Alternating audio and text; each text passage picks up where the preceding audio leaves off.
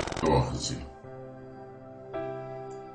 E olhei, e eis o Cordeiro em pé sobre o monte Sião, e com ele 144.000, que traziam na fronte escrito o nome dele e o nome de seu pai.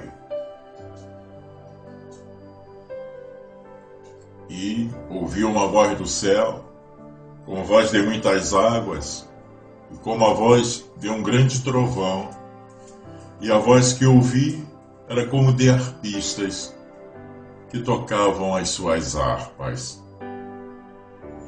e cantavam um cântico novo diante do trono e diante dos 4 seres viventes e dos anciãos.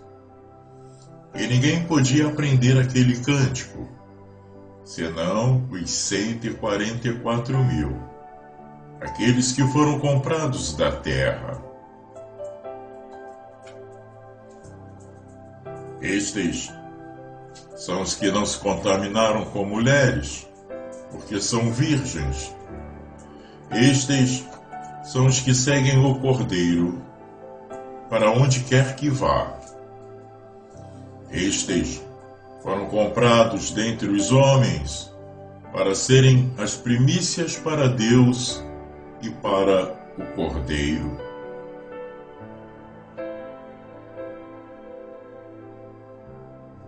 E na sua boca não se achou engano, porque são irrepreensíveis.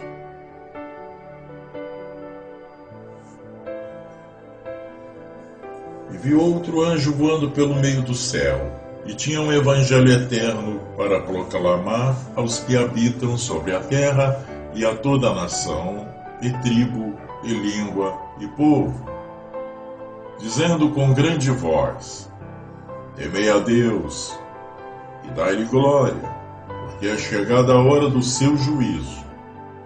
E adorai aquele que fez o céu, a terra e o mar e as fontes das águas.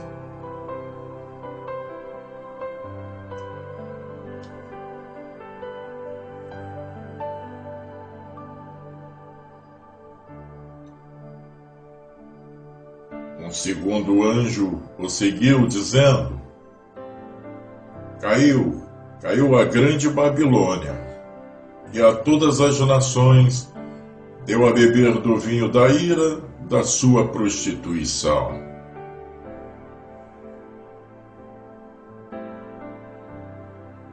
Seguiu-os ainda um terceiro anjo, dizendo com grande voz: se alguém adorar a besta e a sua imagem, e receber o sinal na fronte ou na mão, também o tal beberá do vinho da ira de Deus, que se acha preparado sem mistura no cálice da sua ira, e será atormentado com fogo e enxofre diante dos santos anjos e diante do Cordeiro.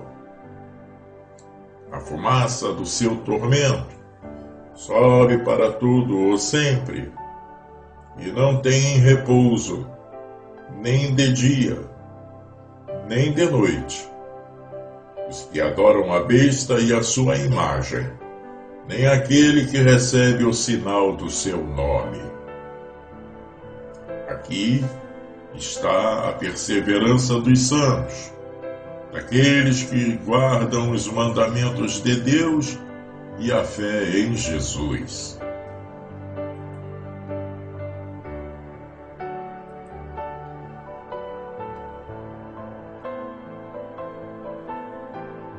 Então, ouvi uma voz do céu que dizia: escreve, bem-aventurados os mortos que desde agora morrem no Senhor.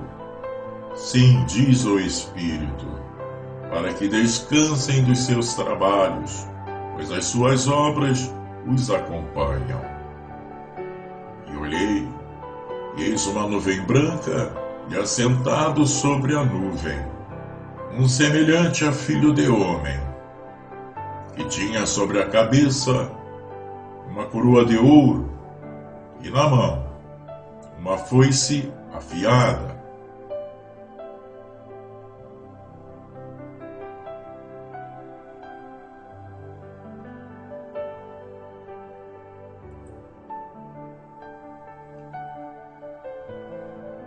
E outro anjo saiu do santuário, clamando com grande voz ao que estava sentado sobre a nuvem: lança a tua foice e ceifa, porque é chegada a hora de ceifar, porque já a seara da terra está madura.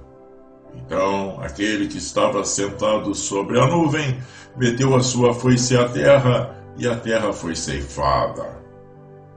Ainda outro anjo saiu do santuário que está no céu, o qual também tinha uma foice afiada. E saiu do altar outro anjo que tinha poder sobre o fogo, e clamou com grande voz ao que tinha a foice afiada, dizendo: lança a tua foice afiada, e vindima os cachos da vinha da terra, porque as suas uvas já estão maduras. E o anjo meteu a sua foice à terra, e vindimou as uvas da vinha da terra, e lançou-as no grande lagar da ira de Deus.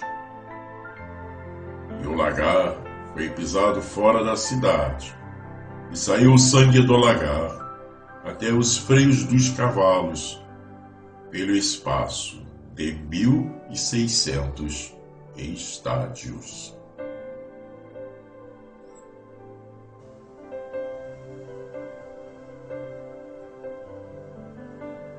Comentário do 14º capítulo do livro de Apocalipse.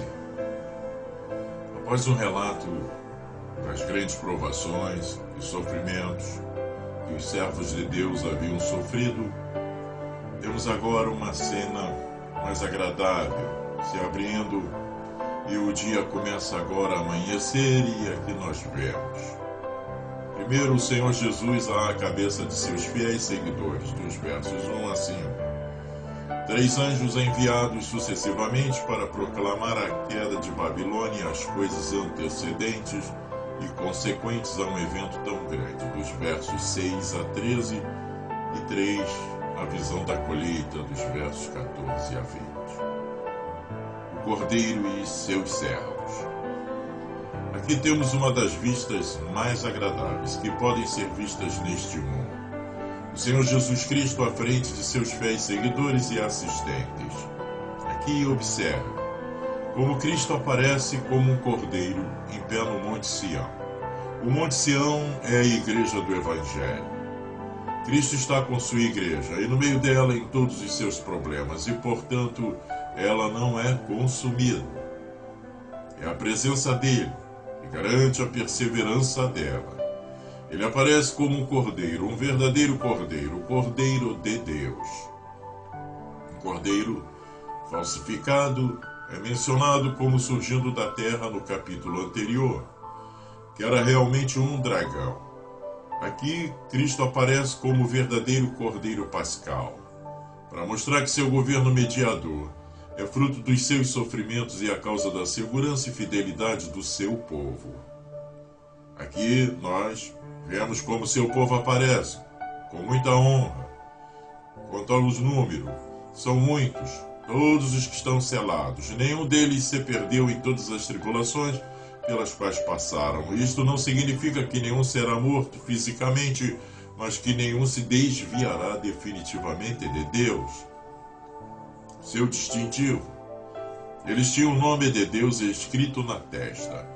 Eles fizeram uma profissão ousada e aberta da sua fé em Deus e em Cristo, e sendo seguidos por atos adequados, são conhecidos e aprovados. Seus cânticos de louvor, que eram peculiares aos remidos, no verso 3, seus louvores eram altos como trovões ou como a voz de muitas águas.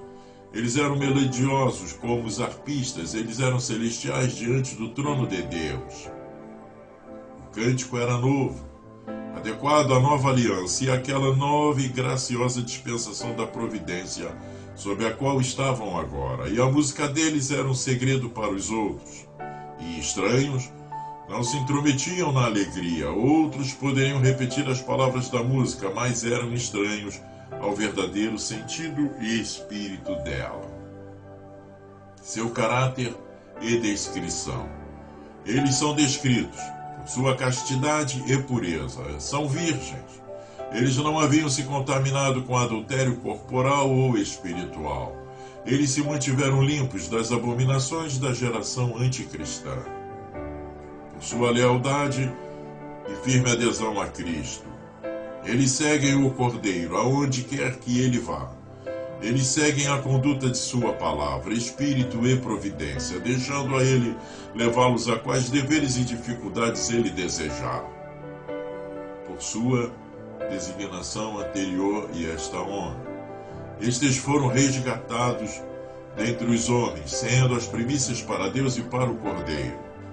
Aqui, a evidência clara de uma redenção especial. Eles foram resgatados dentre os homens. Alguns dos filhos dos homens são pela redenção da misericórdia, distinto dos outros. Eles foram as primícias para Deus e para o Cordeiro, seus escolhidos eminentes em toda a graça. Por sua integridade e consciência universal. Não havia dolo encontrado neles, e eles não tinham culpa diante do trono de Deus. Eles não tinham nenhuma artimanha dominante, nenhuma falha permitida. Seus corações estavam retos diante de Deus, e quanto às fraquezas humanas foram livremente perdoados em Cristo. Este é o remanescente feliz e atende ao Senhor Jesus como cabeça e Senhor. Ele é glorificado neles e eles são glorificados nele. Este testemunho revelado deveria nos incentivar à busca de uma santificação completa, conforme nos é ordenada na Bíblia, uma vez que ela tem grande recompensa e glorifica muito ao Senhor. Todavia, não é este o espírito que move esta época, porque conforme vimos no testemunho dos dois grandes servos de Deus, David Wilkerson e Billy Graham, que inserimos nos comentários dos 2 capítulos anteriores, e conforme nós mesmos temos testemunhado com tantos outros servos de Deus, as pessoas estão se afastando cada vez mais da prática da palavra de Deus. Elas estão virando as costas para o Senhor e apostatando e desprezando toda forma de santidade e piedade. E tudo indica, conforme afirmam as próprias Escrituras, que este será o quadro reinante até a volta de Jesus. Assim, bem faremos em vigiar e orar em todo o tempo, para que possamos ser achados de pé na presença do Senhor em sua segunda vinda. Mas, prossigamos, falando das coisas que estão registradas neste capítulo de Apocalipse, em que vemos 3 anjos ou mensageiros enviados do céu para notificar a queda de Babilônia e as coisas que eram antecedentes e consequentes a esse grande evento. O primeiro anjo é enviado com base em uma missão dada a ele, e isso era pregar o Evangelho eterno. Observe, o Evangelho é o Evangelho eterno, é assim em sua natureza e será assim em suas consequências. Ora, toda a carne seja erva, a palavra do Senhor permanece para sempre. É uma obra adequada para o anjo pregar esse Evangelho eterno. Essa é a dignidade e a dificuldade desse trabalho. E ainda temos esse tesouro em vasos de barro. O Evangelho eterno é de grande preocupação para todo o mundo. E como é preocupação de todos, é muito desejável que seja divulgado a todos, inclusive a todas as nações, e tribos, e línguas, e pessoas. Observe que mesmo em meio às grandes manifestações de juízos que estarão ocorrendo durante a grande tribulação, a ordenança de se pregar o Evangelho a toda criatura permanecerá até o último dia. O Evangelho é o grande meio pelo qual os homens são levados a temer a Deus e dar glória a Ele. A religião natural não é suficiente para manter o temor a Deus, nem lhe assegurar a glória dos homens. É o Evangelho, que revive o temor de Deus e recupera sua glória no mundo. É somente a palavra de Deus que pode fazer separação entre o que é relativo ao homem natural, à alma natural, e entre o homem espiritual ou espírito sobrenatural, para que possamos nos unir a Cristo em espírito. Quando a idolatria se infiltra nas igrejas de Deus, é pela pregação do Evangelho, atendida pelo poder do Espírito Santo, que os homens são transformados para servir ao Deus vivo, como Criador do céu, da terra e do mar, e fontes das águas, como se vê no verso 7. Adorar qualquer Deus, além daquele que criou o mundo, é idolatria. O segundo anjo segue o outro e proclama a queda real de Babilônia. A pregação do Evangelho eterno abalou os fundamentos do anticristianismo no mundo e apressou sua queda. Por Babilônia, geralmente se entende Roma, que antes era chamada de Sodoma e Egito, por maldade e crueldade, e agora é chamada primeiro de Babilônia, por orgulho e idolatria. Observe, primeiro, o que Deus ordenou e predisse deve ser feito com tanta certeza, como se já tivesse sido feito. Segundo, a grandeza da Babilônia não será capaz de impedir sua queda, mas a tornará mais terrível e notável. Terceiro, a iniquidade de Babilônia, ao corromper, debochar e intoxicar as nações ao seu redor, fará com que ela caia e declarará a justiça de Deus em sua ruína total. Seus crimes são citados como a justa causa da sua destruição. Terceiro, o terceiro anjo segue os outros dois e avisa sobre toda essa vingança divina que alcançaria todos aqueles que aderiram obstinadamente ao anticristo depois que Deus proclamou a sua queda.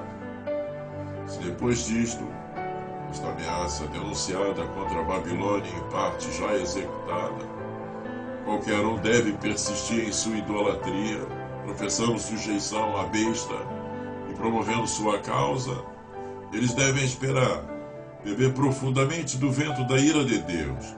Eles serão para sempre miseráveis em alma e corpo.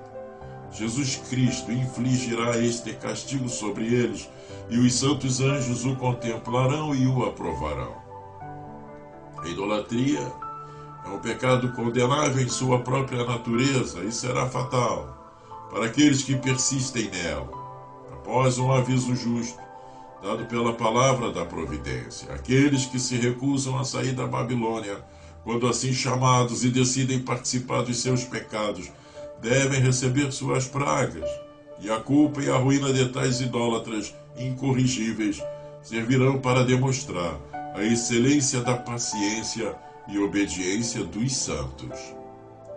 A idolatria não consiste apenas em adoração religiosa de falsos deuses, mas também no nosso apego e afeto à criatura no lugar de Deus. E este é um grande mal nesta época, em que há tantas coisas que desviam a atenção e os corações dos homens de Deus e da sua palavra.